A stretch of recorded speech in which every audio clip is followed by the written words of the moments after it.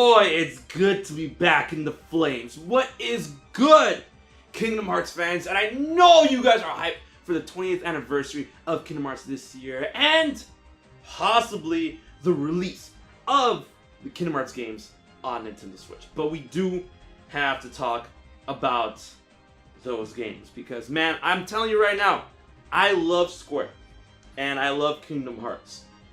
And the cloud version of Nintendo Switch, I'm gonna tell, bro, it leaves a lot, and I mean a lot, to be desired. Now, if you guys don't know what cloud gaming is exactly, it's usually when games are too beefy for a current system or whatnot, and allows you to play the game remotely through the cloud on the internet from a separate server through your Nintendo Switch in this case.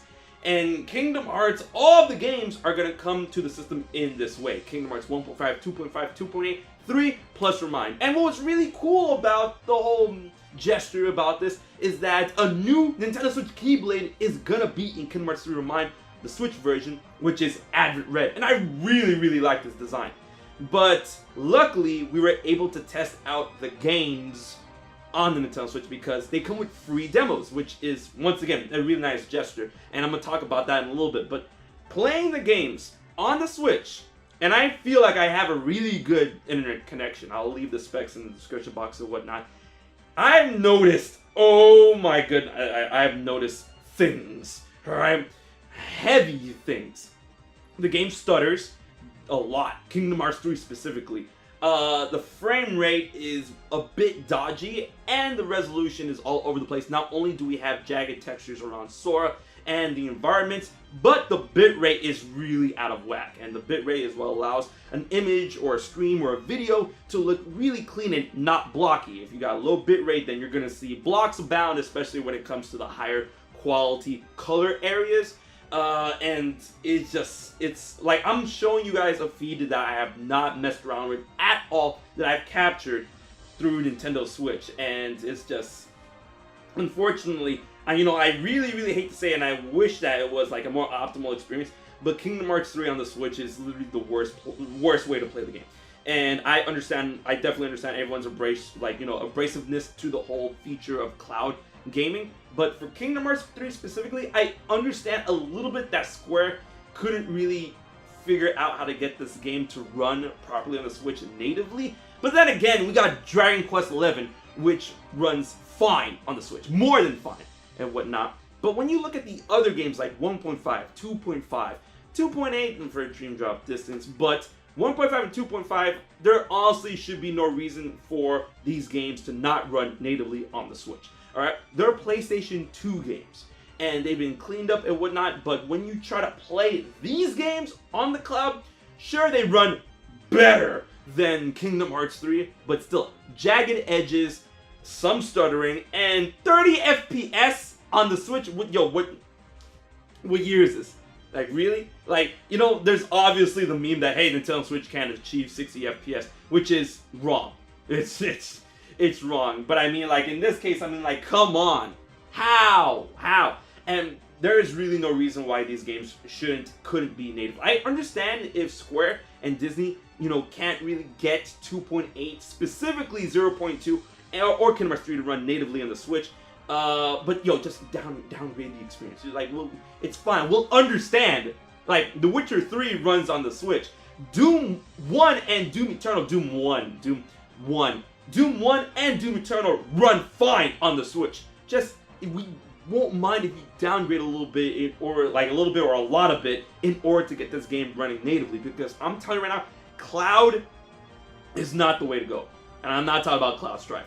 Now, luckily, Square Enix, and through the press release, and on the website, and on the eShop, they really make it known to try out these demos before purchase, which I feel is a pretty nice gesture that a lot of other video games don't really do when it comes to cloud versions of their games. Just like, haha, buy the game and find out!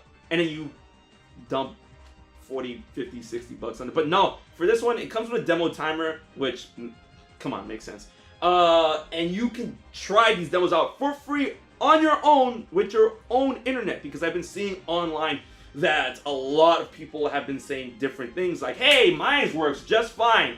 I want to know what your internet is. Some people are like, bro, this ain't it, right? And I'm like, I understand, right? And of course, it's really dependent on your internet connection, how stable it is, and whatnot. And everyone's like, your results may vary, type thing. And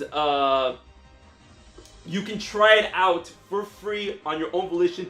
If you don't want, if you're one of those that don't want to believe the hype, the hate, the whatever in between and stuff, you want to try it on your own, go for it, please. There is literally, like, I'm about to say money back guarantee. There is no buy guarantee.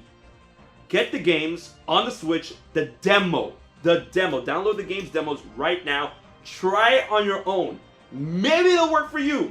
If it does, if you want to buy it, go for it. But I cannot say in good faith, from my personal experience on the demo so far, that it warrants a purchase on the Nintendo Switch as much as I would hate. Because I love to support Kingdom Hearts on the Switch, especially with the future of Phase 2, the 20th anniversary, Sora and Smash, Melody and Memory. Like, I would love to, alright? But I can't from my own experience. Like, you can see this, alright? I'm probably going to have another video lined up later in order to get my own personal experience when it comes to side-by-side comparisons on the PS4 through PS5, Nintendo Switch, and PC versions of Kingdom Hearts. And that's going to be a riot. But, man, oh man, that's all I can tell you. Like, I would wait to see if we're going to get native or some sort of update. But at the same time, you know, it's a lot of people are just blaming Square. But, you know, there's multiple factors. One, you know, Disney could have pushed Square to put the games on the Switch, especially when Sora comes to Smash. Two, the size and development and the timing they have in order to make it for the 20th anniversary.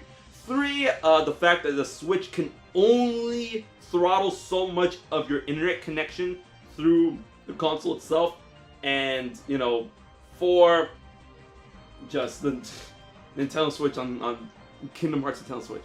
So there's a lot of variables in play, and I feel that all of the blame that a lot of people are doing towards Square Enix is a bit unfair, because there's a lot of factors into this. But then again, you know, Square be fair, and they've said it, you know, they were like, oh, we might you know, look into avenues to try and get these games running natively on the Switch, which I would love. And if you guys want to, you know, vote with your wallets, then if you want to pass on the cloud versions, be my guest. All right, bro, like this, I'm probably gonna, like, I'm gonna tinker more with this. I'm gonna have some live streams. We're gonna check it out. But the cloud, like, it's yikes. Like, it's yikes. I don't know if they have to fix their own servers, if Nintendo has to get better servers, what it is needed in order to get this cloud version of the game running better. But then again, cloud gaming doesn't really have a good track record from my experience, and we'll have to wait and see. And that is my piece. That are my feelings on Kingdom Hearts on Nintendo Switch. It's a real shame. It's an omega shame, right? But we'll have to wait and see if Square does anything with this. You know, the ball is in your court now. Let's see what is entailed. If you enjoyed this video, please like, share, and most importantly, subscribe to HMK for more Kingdom Hearts videos in the future. So until then, this has been HMK, and I'll check you guys later. So you haven't subscribed to HMK yet? Don't piss Xemnas off.